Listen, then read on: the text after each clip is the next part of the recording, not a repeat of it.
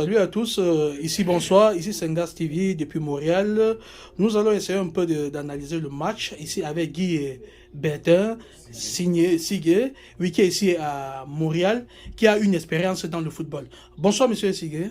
Bonsoir Glass TV, je vous remercie d'être venu me voir immédiatement après le coup de sifflet final de ce câble final entre le Cameroun et la Gambie. C'est un plaisir pour moi de répondre à vos questions.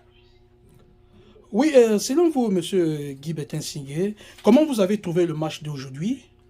Disons que c'était un match de quart de finale et comme il fallait s'y attendre, le match n'allait pas être facile du tout. Et pendant les 45 premières minutes, on a bien constaté que l'équipe gambienne est venue, ce qu'on appelle en football, mettre un train derrière, c'est-à-dire que fermer. Ils ont voulu fermer et faire venir l'adversaire parce que c'est pas quand même aisé de jouer contre les Lions indomptables. Toutes les générations confondues, les Lions constituent toujours quand même une épine difficile à manœuvrer. C'est pourquoi je pense que le coach belge de la Gambie a voulu commencer par défendre. Les Lions aussi n'ont pas, pendant la première manche, ont quand même cherché des failles. Le but n'est pas arrivé, mais on a quand même vu l'entrepreneuriat par rapport aux autres matchs, par rapport au match du premier tour où les Lions attendaient. Là, eux-mêmes, ils sont allés à l'abordage.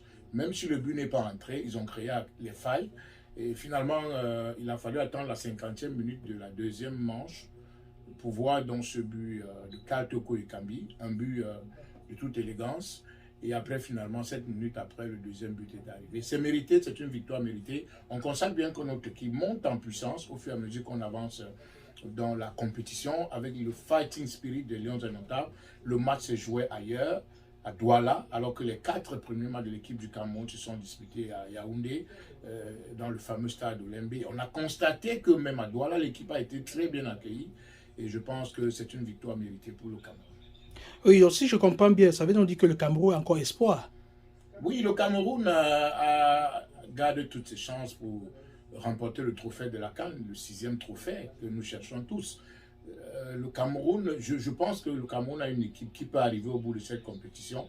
Il faut continuer seulement à garder le cap, respecter les adversaires. C'est ce que j'ai beaucoup apprécié dans le discours de Samuel Eto'o, le nouveau président de la fédération, qui ne cesse de dire aux joueurs oui. Je pense que pour la suite de la compétition, il faut continuer à respecter les adversaires.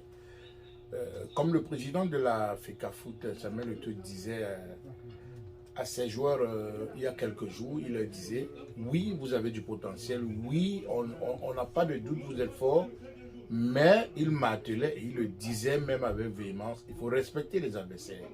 Parce que le foot, il faut respecter effectivement l'adversaire. Je pense que le Cameroun a une équipe capable d'aller jusqu'au bout de cette compétition. Mais il faut rester sérieux, il faut rester concentré. Aujourd'hui, j'ai beaucoup apprécié le match du Cameroun de ce jour, notamment sur le plan défensif. Vous avez vu que depuis le début de la compétition, c'est le premier match où le Cameroun n'a pas encaissé. Et ça, c'est bon signe. Ça veut dire qu'on a essayé de resserrer les lignes en défense. C'est aussi à mettre à l'actif de l'entraîneur, parce qu'il ne faut pas seulement qu'on critique l'entraîneur quand on ne gagne pas. Mais si on joue bien, il faut avoir l'honnêteté intellectuelle de reconnaître quand même que sur le plan tactique, on a notre entraîneur qui a quand même mis en place une base défensive assez solide. Je pense que le Cameroun, en attaque aussi, devrait pouvoir continuer à travailler dur. On doit surtout éviter de mettre la pression sur nos joueurs. Il faut qu'on les laisse jouer. Ils sont conscients, ils savent pourquoi ils sont là. Ils savent qu'on leur demande ce trophée-là. Le trophée doit rester au Cameroun. Vous voyez qu'en attaque, on a quand même un attaquant qui a 5 buts. Kaltoko et Kambi de l'Olympique Lyonnais. Et on a également Aboubakar Vincent qui a 6 buts. Donc ça fait qu'on est à peu près certain que le titre de meilleur buteur restera au Cameroun. Mais il ne faut pas continuer à mettre davantage de pression sur ces joueurs, notamment Aboubakar, qui à un moment donné peut penser qu'il faut qu'il marque ce but-là qui va lui donner le titre de meilleur buteur. Et parfois on peut confondre vitesse et précipitation. Je pense qu'il faut continuer à laisser ces joueurs dans ces conditions de travail et surtout éviter qu'il y ait des personnes qui entrent dans leur cadre de vie, dans leur hôtel, qu'on continue à les garder captifs comme on l'a fait jusqu'ici. Je pense que le meilleur est à venir. Ok, monsieur Guy Bertin Sigue, je sais pas comment vous recevez le signal de Ngas TV ici au Canada. Quelle appréciation pour Ngas TV? Moi, je suis très heureux et très surpris, en même temps, bien sûr positivement, de votre signal. Les images sont claires. Je tiens à vous féliciter pour ce travail que vous faites et prie pour que vos activités aillent de l'avant, notamment en ce qui concerne cette chaîne de télévision. J'aimerais, parce que j'ai quand même une expérience dans l'audiovisuel, vous dire que c'est un travail qui ne sera pas facile, mais au bout de l'effort, certainement il y aura la réussite. Et un jour, pourquoi pas, Ngas TV sera la référence. Ok, je vous remercie beaucoup, monsieur Guy Bertin Signé. Merci de vous être déplacé jusqu'à mon modeste bureau. Je vous souhaite le meilleur pour la suite de vos activités. Ok, merci. Ici, c'est Ngassa Eric depuis Montréal. Merci et bonne journée à vous.